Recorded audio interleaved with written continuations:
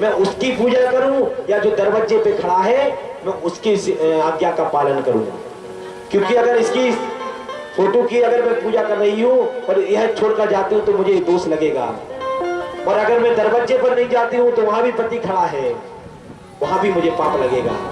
तो कन्हैया आप बताओ मुझे कि मैं कहां पहले जाऊं?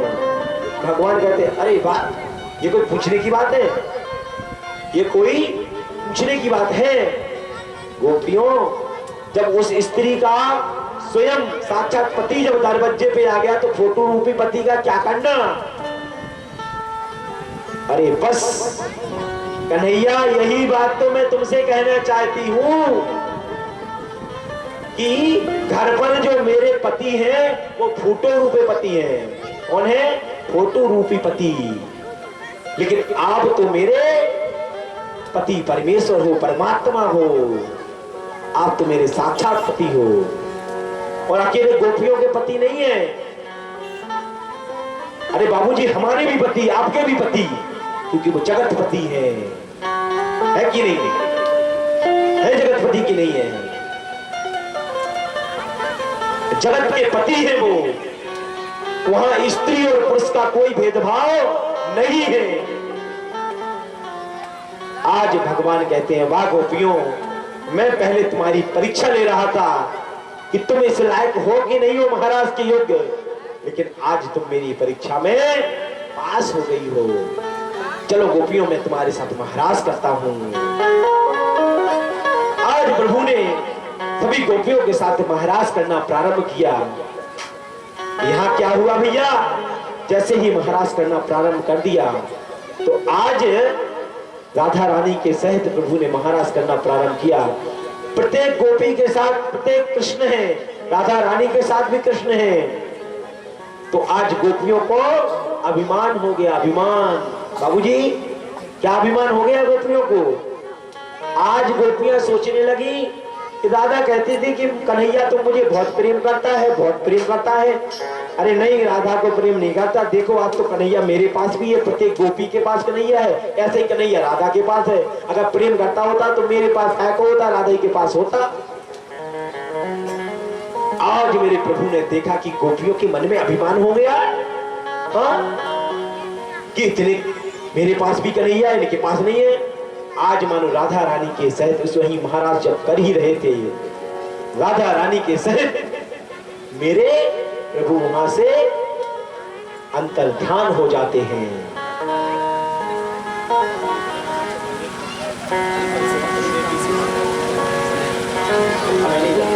जैसे ही आज राधा रानी के सहित मेरे प्रभु अंतर्ध्यान हो जाते हैं, तो राधा रानी सोचती है कि वाह कन्हैया तो मुझे बहुत प्रेम करते हैं, गोपियों को छोड़कर आ गए मेरे लिए।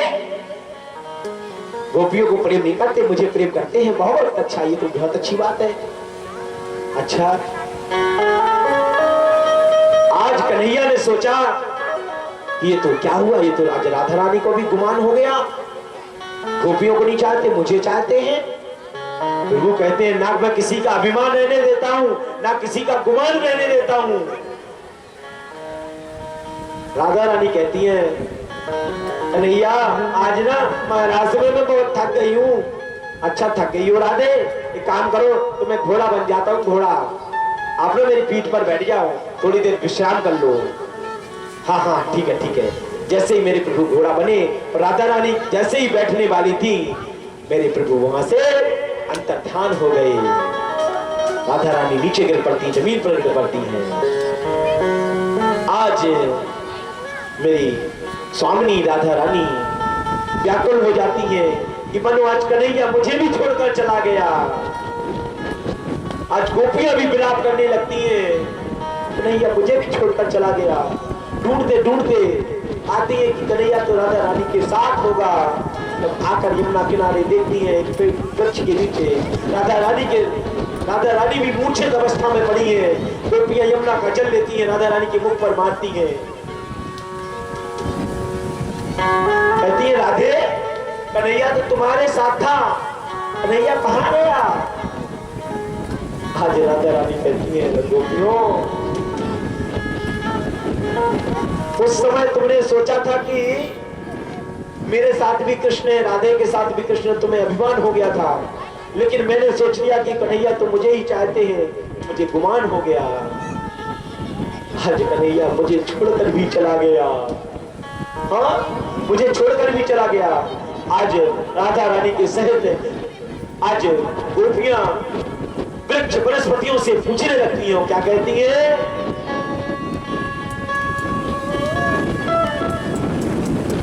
माइक वाले भैया, आज बड़े व्याकुल रूप से आज कहने लगती हैं कि कहां गए मेरे कन्हैया,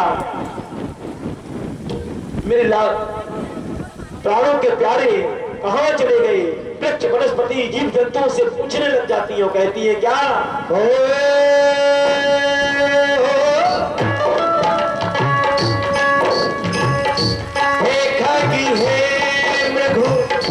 मधुकरी श्रेणी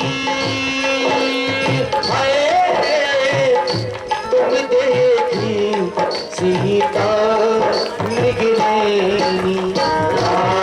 सिया राम जय जय राम,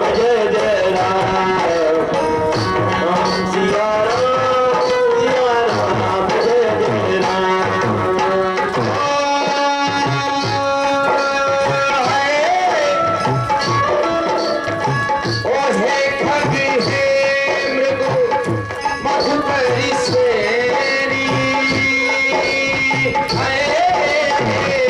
तुम देखी सीता मृगनैनी। हो राम सिया राम जय जय राम, राम सिया राम जय जय। जैसे ही आज राधा रानी गोपियों के साथ रोने लगती हैं। कैसे रोती हैं? कहते हैं त्रेता युग में जैसे मेरे राम प्रभु सीता का हरण हो जाने के बाद वृक्ष वनस्पतियों से पूछते हैं कि हे खगकुल मधुकर श्रेणी, हे वृक्ष वनस्पतियां, हे जीव जंतुओं बन के, क्या आपने मेरी सीता मृगनैनी को देखा है कहीं? इसी प्रकार आज राधा रानी गोपियों के साथ भी रो रही हैं। प्रभु मुझसे गलती हो गई, क्षमा याचना चाहती हैं। आज प्रभु ने बड़े सुंदर भाव से गोपियों के साथ आज गोपी गीत का गायन किया। जैसे ही गोपी गीत का आज गायन करती हैं गोपियां, इस गोपी गीत से मेरे प्रभु रीझ जाते हैं, प्रसन्न हो जाते हैं। और प्रसन्न होकर के आज सभी गोपियों के मध्य में मेरे प्रभु बांसुरी बजाते हुए राधा रानी के सहित प्रकट हो जाते हैं और बड़े सुंदर भाव से महाराज करने लगते हैं। और क्या बड़े सुंदर भाव से कहते हैं, एक गोकुल में देखा, वृंदावन में देखा रे मुरली बाजे रे, श्याम संग राधा नाचे, श्याम संग राधा नाचे, श्याम संग राधा नाचे, श्याम संग राधा नाचे। गोकुल में देखा, वृंदावन में देखा रे, गोकुल में देखा, वृंदावन में देखा रे, है मुरली बाजे रे, श्याम संग